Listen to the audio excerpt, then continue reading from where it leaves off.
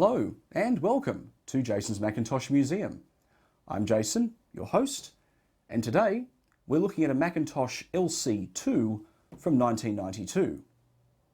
The Macintosh LC II really falls into a similar category to models such as the Macintosh 2VX, for example, in that you have to ask yourself, what was the point of releasing the model in the first place? Now, what I mean by that is that the LC II was one of those models of Macintosh where there was such a small improvement over its predecessor that you really wondered why they even bothered to release it at all. So let me explain the situation. The LC II was released in March of 1992 as the successor to the original LC that Apple had launched back in 1990. Now, the original LC was quite a groundbreaking model for Apple because it was their cheapest colour Macintosh, and it was also the first Macintosh to use the pizza box style case, just like this one. And as a result, it was a very popular model. It found wide use, mainly in the educational industry, because of its low price. Now, you would think that when it was time to launch the LC II, Apple would have addressed all of the shortcomings that were present in the original LC, improved on them, and basically would have come out with a much better system. But it turns out that really they didn't. So to give you an idea as to really how little changed between the LC and the LC II, we have to look at the LC and its three major shortcomings.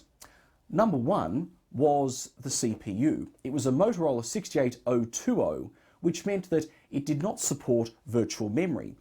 And because with the LC there was no way of adding an extra paged memory management unit as there was in the Macintosh 2, you had no virtual memory at all, regardless of what the support within the OS gave you. So that was the first shortcoming. The second shortcoming was to do with the CPU architecture, in that with the LC, Apple had taken a 16 MHz Motorola 68020 CPU, which was a 32-bit CPU, but they put it on a 16-bit data bus, and that drastically impacted on the performance. In fact, a regular LC, which should have been around the same speed as a Macintosh 2, was about 30 to 40% slower because of the 16-bit data bus. And the third shortcoming was to do with memory, in particular the fact that the LC only supported up to 10 megabytes of system memory. And even though you could physically install larger modules into the LC, you only got 10 megabytes no matter how much you actually put into the system. So those were the three major shortcomings of the original LC. But unfortunately, only one of those shortcomings was addressed with the LC II, and that was the addition of virtual memory support. Because with the LC II, Apple had replaced the 68020 CPU with the newer 68030 CPU, still running at 16 megahertz though. But what it did mean is that because the 030 had a built-in page memory management unit, it did allow you to use virtual memory, which was just as well, because just like the LC 2 could still only support a maximum of 10 megabytes of system memory. Although what they had done is they had doubled the onboard memory from 2 to 4 megabytes, the 10 megabyte limit was still there. And having 4 megabytes on board made that even more annoying, because if you had an LC and you wanted to take it up to 10 megabytes, you'd simply install two 4 megabyte SIMs. The 4 megabytes of each SIM plus the 2 megabytes on board would give you your 10 megabytes. But with the LC2, if you needed to get to 10 megabytes, you actually had to install 12, because you had 4 megabytes on board plus two 4 megabyte SIMs, gave you a total of 12 megabytes, but you'd only actually be able to use 10 of that, which was a little bit silly. And unfortunately, the third shortcoming of the LC, which was the 16-bit data bus for the Motorola CPU, was not addressed either. It was still on a 16-bit data bus. Even though it was an 030 CPU, it really didn't perform any better than the original LC. In fact, if you benchmark an LC against an LC2, there's almost no difference in performance. In fact, I believe, in some instances, the LC2 is actually a little bit slower, I think. But at the end of the day, the LC2 really didn't give you any tangible improvements over the LC. The only other small improvement, I believe, was that Apple did tweak the onboard video to support a wider range of monitors and resolutions, but other than that, it was really just an LC underneath, which really makes you wonder why they bothered at all. Thankfully, with the successor to this machine, which was the LC3, Apple did address all of the shortcomings. They gave you a 25 MHz 030 on a full 32-bit data bus with no hard memory expansion limit, but that wasn't due for another year or so. So with LC2, you really had nothing more than an original LC, but with the addition of virtual memory. So some more specifics on the LC2. It was launched in March of 1992 and was discontinued in March of 1993 when the LC3 came out. It has a 16 MHz Motorola 68030 CPU, although there is no numeric coprocessor, and as I mentioned, the CPU is on a 16-bit data bus. You got 4 MB of onboard memory, expandable up to 10 MB, even though you had to install 12 in order to get it. And you got the choice of, I believe, a 40 or 80 MB hard disk. In fact, that was the other change made between the LC and the LC2. The original LC could be configured to have twin floppy drives, one on each side, and no internal hard disk. Now, given that wasn't a very popular option for the LC, with the LC2, that option was dropped, and you could only ever have one floppy disk and an internal hard disk as well. So that's the details on the Macintosh LC2. So what we'll do now is we'll have a closer look at it. Here is the front view of the Macintosh LC2. And as you can see, it looks very much like the original LC. It has the same pizza box style slimline case. Although what you will notice is that there is no cutout on the left-hand side for a floppy drive, because Apple found that the dual floppy configuration of the original LC was such an unpopular option, they didn't even offer it for the LC2. So all you have there is a cover where the hard disk sits. So on the front, so we've got the Macintosh LC2 nameplate, and then over here we have the slot for the standard 1.4 MB SuperDrive. And that's really all there is on the front. It's a very simple design. There's no power LED, no hard drive LED, nothing really. So nice and simple. And there's not much to see from the side, so we'll turn it around and have a look at the back. So here's the rear view, and say from the top we've got the two tabs you have to release in order to take the top cover off. One there and one there.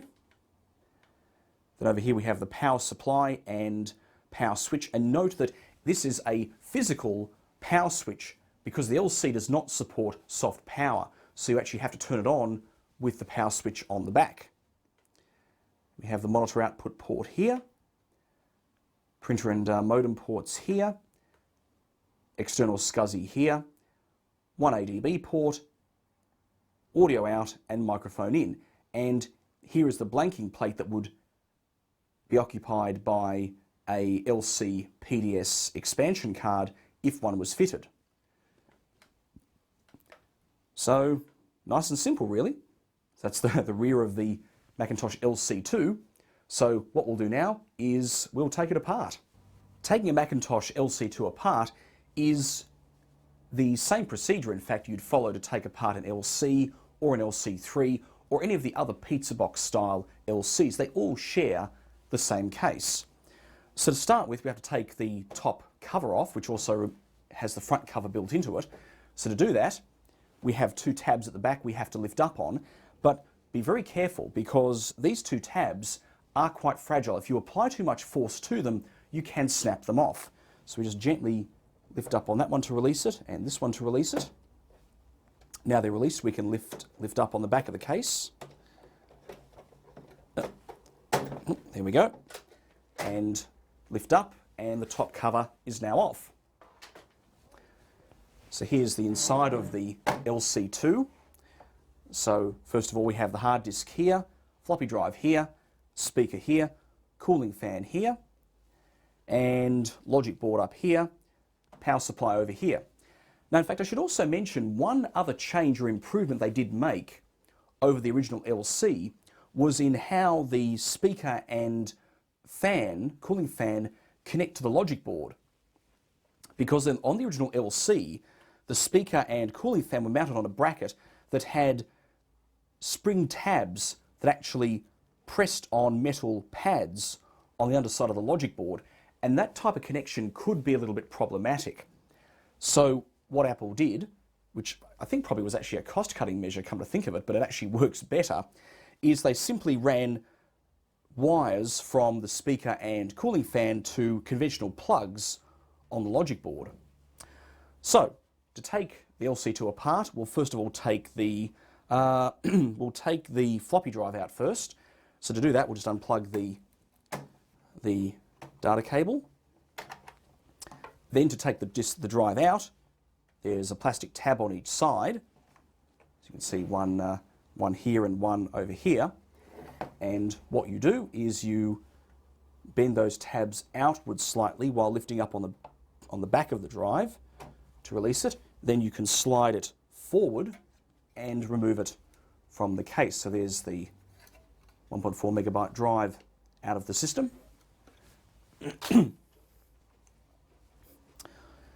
Next, we'll take out the power supply. To do that, we'll just unplug the power cable here, like that. And now we have two tabs to release. There's one here, and there's one on this side over here. And all you do is you, again, move those tabs outwards while lifting up on the front of the power supply. And once it's free, you can pull it straight out. So that's the power supply out of the LC. It's also worth noting that all of the LC pizza box machines, I believe, including the LC 475, use the same type of power supply. So put that over there. Next, we'll take out the hard disk. So to do that, we'll just unplug the data and power cables.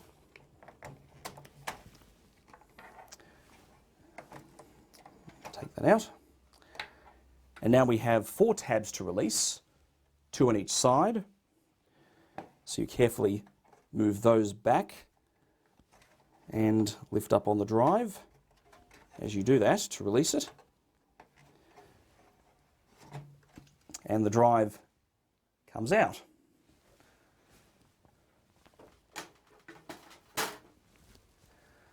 Next, we'll take the speaker out. So I'll just unplug it from here. Then we have one tab to pull back on to release one side of the speaker, and then unhook it from the other side. The speaker is out. Same with the cooling fan. Just unplug the connector here, and then move these 2 plastic tabs outwards and pull the fan straight up.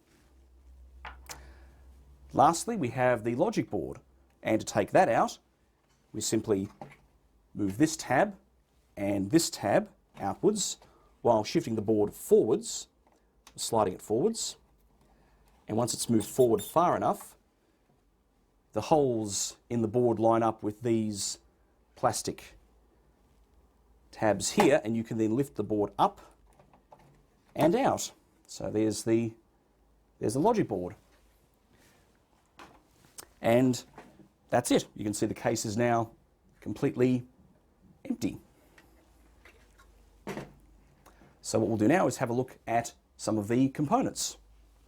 Actually, I nearly forgot to show you the underside view of the LC2 because, like the other LC models that use the pizza box case, the Apple put their information label on the underside. So here's the bottom of the case. You can see the cutouts for the cooling fan and speaker here. The serial number label is down here at the front. So this looks like it was built in Apple's Singapore facility on, looks like the 24th week of 1992. And then up here we have the LC II information label, assembled in Singapore. All the other various regulations and what have you. Copyright 1992 Apple computer.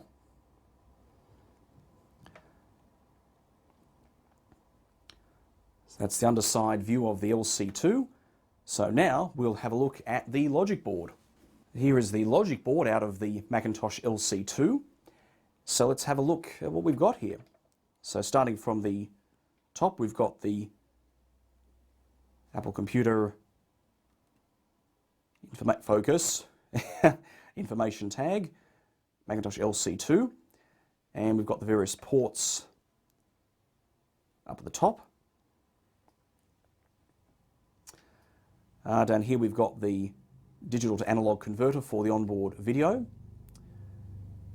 I've got some serial port transceivers, I think, there. That's the SCSI controller there. That's the CUDA chip there that controls the real-time clock and parameter RAM. And then that looks like the sound chip there, I believe. On the left here we have the LC PDS expansion slot. Main CPU here, Motorola 68030 running at, focus, running at 16 megahertz. And note that there is no facility on the LC II to add a numeric coprocessor. Obviously that was a cost-cutting measure, because I believe on the original LC you could in fact add one, but I have a feeling that you may have been able to add one on the LC II via the PDS slot. We've got a glue logic chip here. Here's our onboard memory. So the LC II comes with 4 megabytes of onboard memory. And then to the right of that we have the VRAM SIM slot for the onboard video memory. And I should mention you do have to have a SIM in this slot for the onboard video to function. There's no VRAM soldered onto the logic board. It is all used in the form of a VRAM SIM. And then to the right of that we have the two 30-pin SIM slots, which are used for expansion of the onboard memory, where you can add either two 2 megabyte SIMs to take you up to 8 megabytes, or you can add two 4 megabyte SIMs to take you up to 10 megabytes, even though you really installed 12. There's the power supply connector there. Let's see, that's the floppy controller there, the SWIM chip, and the floppy connector. Clock crystals there.